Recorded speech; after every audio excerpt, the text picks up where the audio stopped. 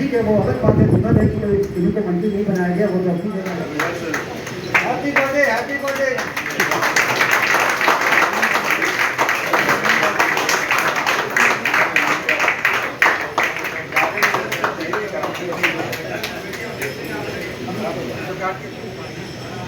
Doctor Anand Singh ji और हमारे प्रदेश के मुख्य सचिव रहे और आज भी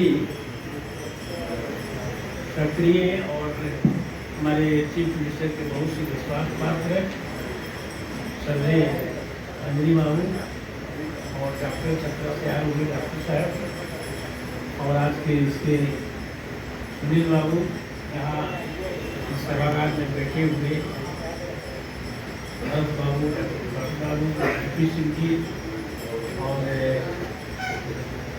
हमारे डॉक्टर साहब जो होम्योपैथी के अध्यक्ष हैं और रामजी बाबू और सभी यहाँ के सीनियर डॉक्टर्स और डॉक्टर बीना जो कि बहुत ही भाग लेती है बढ़ चढ़ कर हर एक इनमें कोरोना पीरियड में काफ़ी अच्छा काम की थी और इसके लिए सम्मानित किया गया था, इसको सम्मानित किया गया था।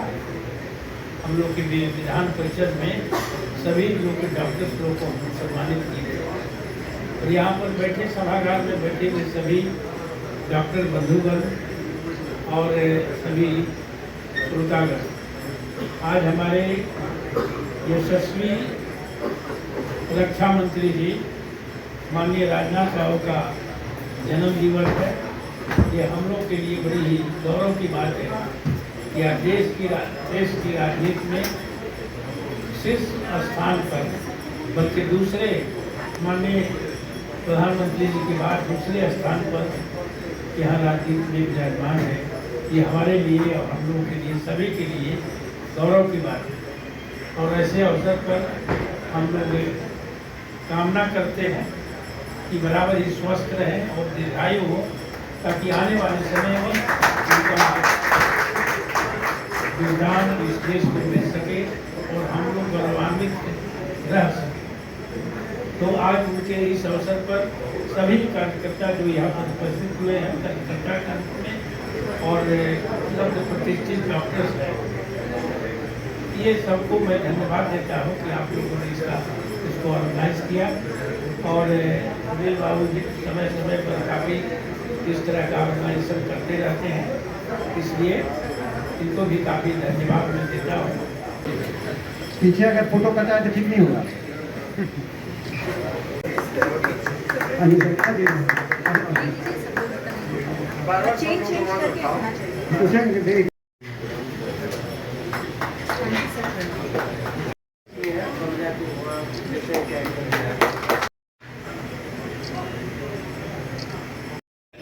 प्यार पाया उसके द्वारा यहाँ आज आशीर्वाद पाने का मौका मिला, ये बहुत ही बड़ी बात है हम लोग।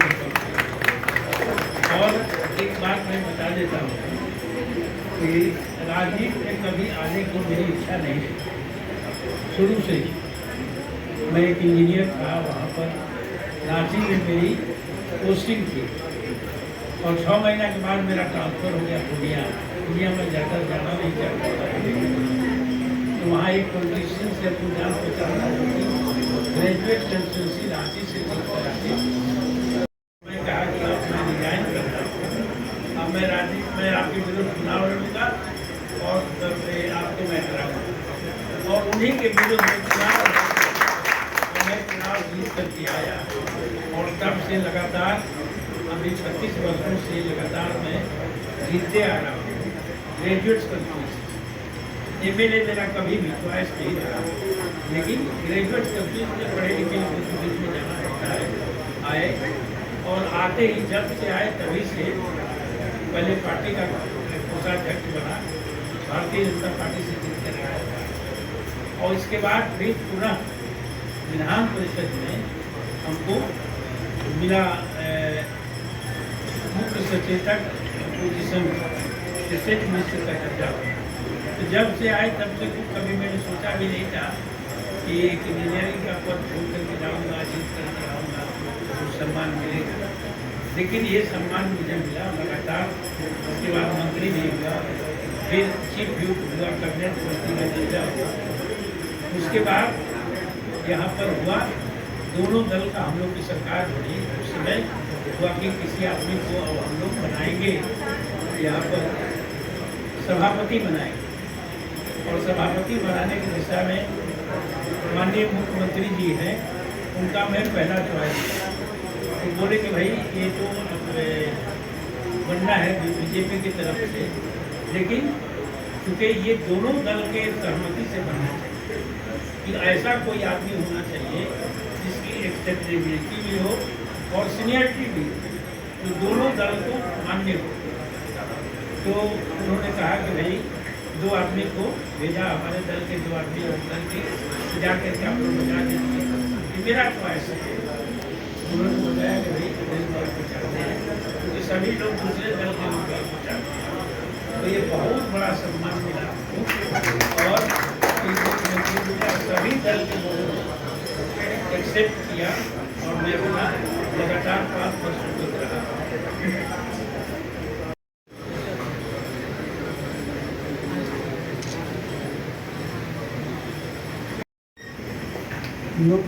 फोटो भेजा तो फोटो जाएगा तो एक और भेज दिए, ग्रुपिंग भेज दिए। मेरा लाइव चल रहा है। सर आप एक गेस्ट ग्रुप में आए हुए हैं, कैसा लग रहा है आज का माहौल?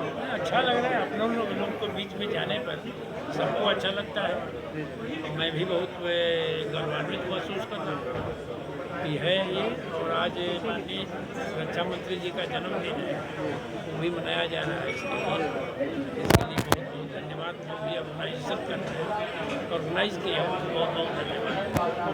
सर हिस्ट्री में चेंज को लेकर जो मैम ने अभी सवाल उठाया, उसकी एक कमेटी गठित हुई, उसको लेकर के आप लोग क्या पहल करेंगे? नहीं, अभी देखिए कोई ये सभी बातें कुछ पॉलिटिकल हो जाती है। जी जी पॉलिटिकल बातों पर मैं कुछ अभी कुछ नहीं बोलूँगा सर। और जो पद हमको दिया गया है वो थोड़ा सा न्यूट्रल टाइप है, पॉलिटिकल नहीं है, इसलिए मैं इस पर अपना विचार सामूहिक रूप से नहीं दे सकता। सर सामाजिक रूप से ये जो संगठन बना है, ये इसका लॉन्ग लाइफ क्या है, कैसे देखते हैं? नहीं, सामाजिक रूप से जो बना है ये हर एक समाज का अपना अपना संगठन है, उसी तरह से ये भी एक संगठन है। और हमारे विभिन्न जो डॉक्टर हैं, अलग अलग विभागों के डॉक्टर हैं, सीनियर डॉक्टर्स हैं और बहुत से उभरते हुए डॉक्टर हैं, तो सब लोगों ने मिल करके इसको बनाया है और समय समय पर इसका प्रोग्राम बनाते रहते हैं, करते रहते हैं। तो ठीक बोली है, उठते रहता है और इसका समाधान निकलना चाहिए। क्या ईडब्ल्यूएस को हटा देना चाहिए सर? नहीं, हटाने की बात मैं नहीं करता हूँ, हटाने की बात तो मैं कतई नहीं कर सकता, लेकिन जो कुछ का जन्म दिवस मनाने का इन्होंने संकल्प लिया है और उसी में चूँकि हम उस समाज में आते हैं, एक अच्छा गरिमा में पद मिला है, तो हमको इस माध्यम से सम्मानित भी किया लोगों ने। इसके लिए मैं आभार व्यक्त करता हूँ। बहुत बहुत शुक्रिया सर, धन्यवाद। बहुत बहुत शुक्रिया सर। कैसे देखते हैं पूरे कार्यक्रम को, जिस तरह से देखिए आज हम लोग डबल इंजन का काम कर रहे थे। पहले तो आज यशस्वी हमारे राजनाथ सिंह जो रक्षा मंत्री हमारे देश के, उनका जन्मदिन था, उसको हम लोगों ने मनाया केक काट करके। फिर हमने आज अवधेश बाबू को, जो हमारे तीसरी बार विधान परिषद के सभापति हुए हैं, उनको हम लोगों ने सम्मानित किया। और इस गैदरिंग के और इस डॉक्टर्स के समूह में हम लोगों ने अपनी बात रखी और हम लोग एक दूसरे से जुट करके रहने और काम करने का जो एक सिलसिला साझी करने का संकल्प लिया। और अवधेश बाबू से हम उम्मीद करते हैं कि हम लोग के मार्गदर्शक रहेंगे और उनकी कर्तव्य निष्ठा से प्रेरणा लेकर हम सब डॉक्टर आगे काम करेंगे। सर इतिहास को लेकर जो संभावनाएं दर्शाई गई हैं, कैसे देखते हैं? देखिए ये तो सर्वविदित है कि इतिहास को बहुत टॉर्चर किया गया और अब समय आ गया है कि समाज को सही इतिहास का अवलोकन होना चाहिए। और इसके लिए एक कमेटी बना करके जो भी खामियां हैं, जो भी जो ये चेंजेस हुए हैं उसको ठीक किया जाए। ये आगे आने वाली पीढ़ियों के लिए एक प्रेरणा स्रोत है। सर, इतिहास के साथ छेड़छाड़ कितना सकारात्मक मानते हैं? देखिए, इतिहास के साथ छेड़छाड़ की बात नहीं है। मैं विश्व हिंदू परिषद का आदमी हूँ। अगर आप हमसे पूछेंगे मैं बहुत आगे तक जाऊँगा। इसमें उसमें ये है कि आज तक जो है हमारा देश इतना दिन से आज़ाद हुआ, हम लोग की मानसिकता ख़त्म नहीं हुई। आज हमारे देश में दिल्ली में आप जाइए, लगेगा कि आप पाकिस्तान में हैं। जितना अकबर रोड, हुमायूं रोड, सब चीज़ वहाँ पर है। ठीक उसी तरह से हमारे जितने जो इतिहास में अभी अकबर महान है सबके, लेकिन कहीं पर भी महाराणा प्रताप और वीर कुंवर सिंह के बारे में इतनी बात नहीं बताई जाती है।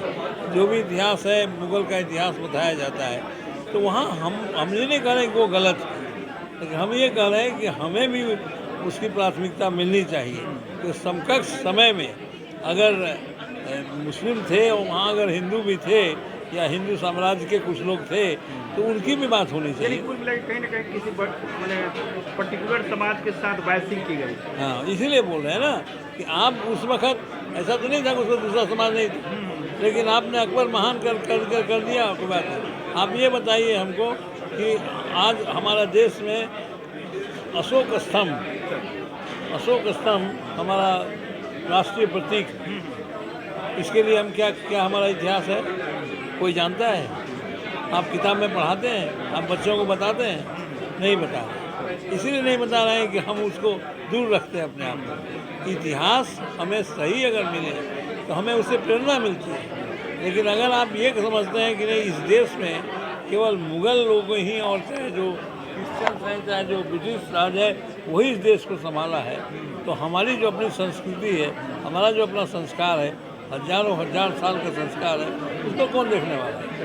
आपको मैं एक बात बताना चाहता हूँ कि हमारा जो संस्कृति है वो जीवंत संस्कृति है। मीन्स कि हम लोग 16 संस्कार जो हमारे हैं, 16 संस्कार का मतलब होता है जन्म के समय का संस्कार, गोद भराई का संस्कार, ये कहते हैं मुंडन का संस्कार, कर्णवेद का संस्कार, मुँह जुठी का संस्कार, तो जो कहते हैं यज्ञोपवीत संस्कार, शादी का संस्कार, मरने के बाद का संस्कार, ये सारा संस्कार हम लोगों का हजारों साल से है। और जो भी दूसरा संस्कार है, इस चीज़ को हम आज विलुप्त करते